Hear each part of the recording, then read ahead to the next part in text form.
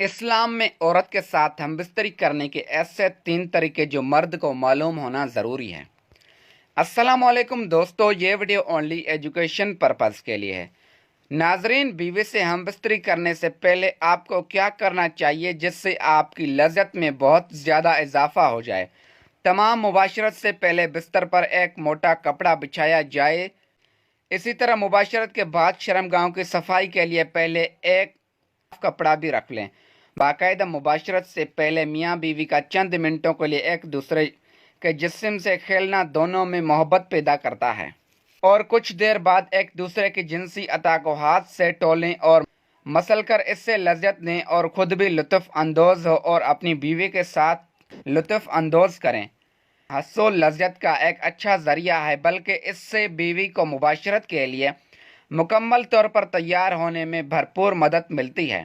تاہم اگر مرد سرد انزال کا شکار ہو تو اس سے اس دوران خاص احتیاط کی ضرورت ہوتی ہے۔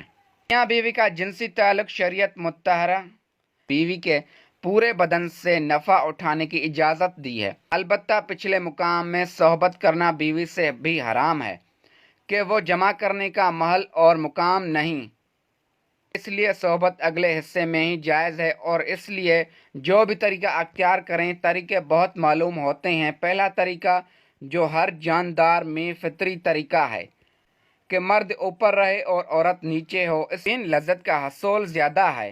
نظر یہ طریقہ استقرار حمل کے لیے بھی معین ہوگا۔ بیوی سے جس طرح چاہیں صحبت کر سکتے ہیں، کھڑے ہو کر، بیٹھ کر، لیٹ کر، آگے کی طرف سے، پیچھے کی طرف سے، انگلی شرمگاہ میں مرد اور عورت نیچے یا اس کے برعکس، سب طرح بیوی سے صحبت کرنا جائز درست، البتہ پچھلی شرمگاہ ناپاکہ ہے۔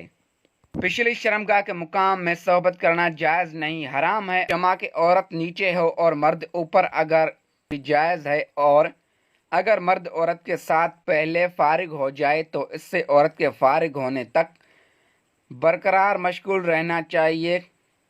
کو یہ ہماری معلوماتی ویڈیو پسند آئی ہو تو ویڈیو کو لائک کر کے چینل کو سبسکرائب ضرور کریں، اس طرح کی اور بھی نئی ویڈیو دیکھنے کے لیے۔